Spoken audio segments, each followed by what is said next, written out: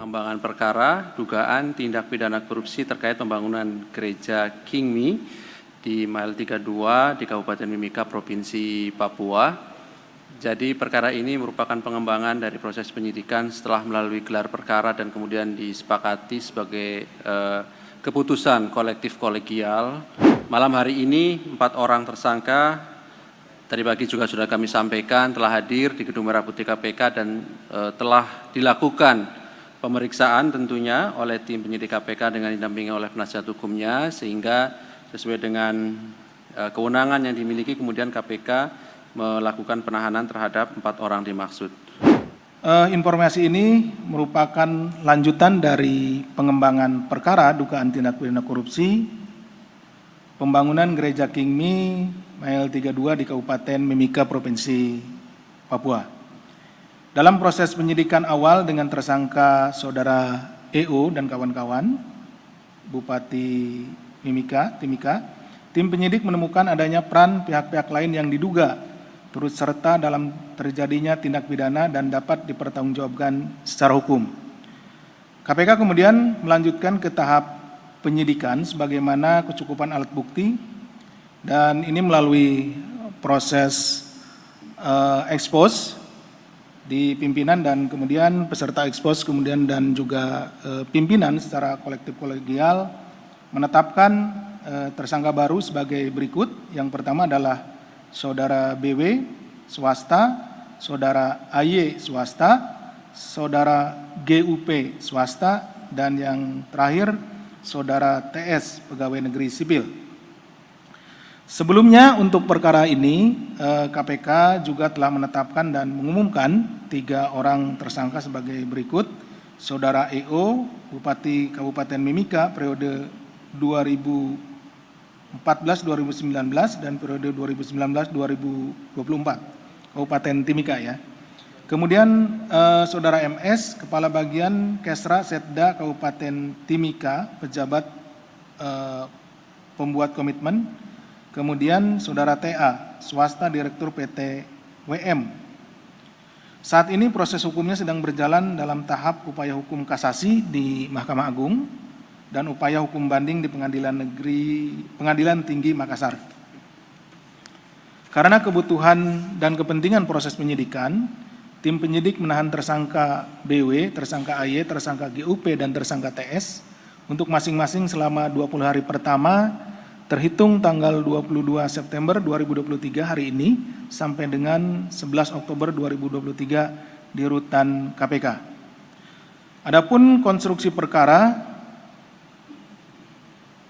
sekitar tahun 2013 Saudara EO yang berprofesi sebagai kontraktor sekaligus komisaris PT NKJ berkeinginan membangun tempat ibadah berupa gereja Kingmi di Kabupaten Timika dengan nilai 126 miliar. Kemudian di tahun 2014 Saudara EO terpilih menjadi Bupati Kabupaten Timika periode 2014 sampai dengan 2019 dan kemudian mengeluarkan kebijakan satu diantaranya untuk menganggarkan dana hibah pembangunan gereja Kingmi Mile 32 ke Yayasan Warsing.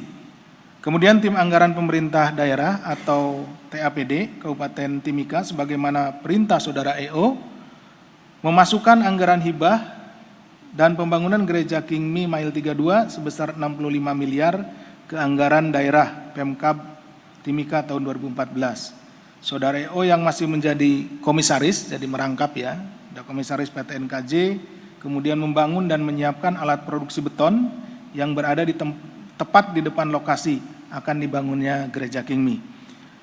Kemudian berlanjut pada tahun 2015 untuk mempercepat proses pembangunan, Saudara EO kemudian menawarkan proyek ini ke Saudara TA dengan adanya kesepakatan pembagian fee 10% dari nilai proyek, di mana Saudara EO ini mendapat 7% dan Saudara TA mendapat 3%.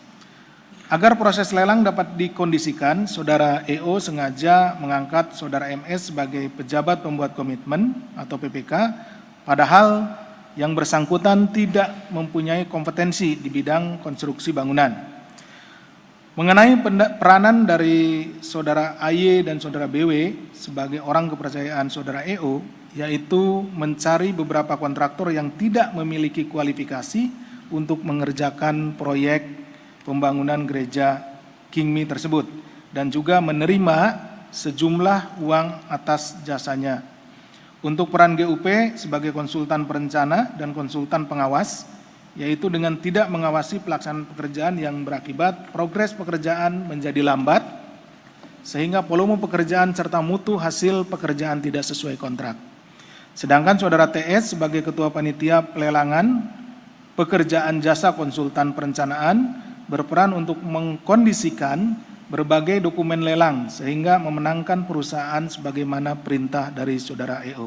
Jadi masing-masing orang ini memiliki peran masing-masing, tetapi sudah saling terhubung begitu ya. Jadi ada pembagian peran. Kemudian saudara EO juga memerintahkan saudara MS untuk memenangkan saudara TA sebagai pemenang proyek walaupun kegiatan lelang belum diumumkan. Belum diumumkan tapi sudah ditunjuk pemenangnya, demikian. Setelah proses lelang dikondisikan, MS dan TA melaksanakan penandatanganan kontrak pembangunan gereja Kingmi dengan nilai kontrak 46 miliar. Untuk pelaksanaan pekerjaan, saudara TA kemudian mensubkontrakan seluruh pekerjaan pembangunan gedung Kingmi. Ya, kenapa ini disubkontrakan? Karena memang tadi juga dijelaskan bahwa saudara TA ini memang tidak memiliki ya kapasitas dan kapabilitas di bidang pembangunan, sehingga seluruh pekerjaan yang dia menangkan itu disubkontrakan atau dikerjakan oleh pihak lain.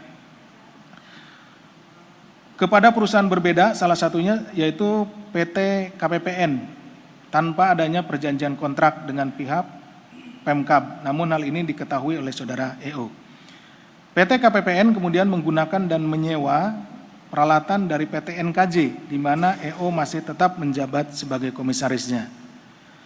TA diduga mendapatkan keuntungan hingga 6,2 miliar, di mana TA juga tidak melakukan pekerjaan apapun sesuai dengan kontrak. Jadi disubkonkan, kemudian dia tidak mengerjakan sesuatu karena memang dikerjakan pihak yang lain, tapi kemudian dia mendapat keuntungan, seperti itu. Dalam perjalanannya, progres pembangunan gereja Kingmi tidak sesuai dengan jangka waktu penyelesaian sebagaimana kontrak, termasuk ada yang kurang volume pekerjaan, padahal pembayaran pekerjaan telah dilakukan. Perbuatan para tersangka dimaksud bertentangan dengan ketentuan Peraturan Presiden Nomor 54 Tahun 2010 tentang pengadaan barang dan jasa pemerintah, Peraturan Menteri Dalam Negeri Nomor 13 Tahun 2006 tentang pedoman pengelolaan keuangan daerah.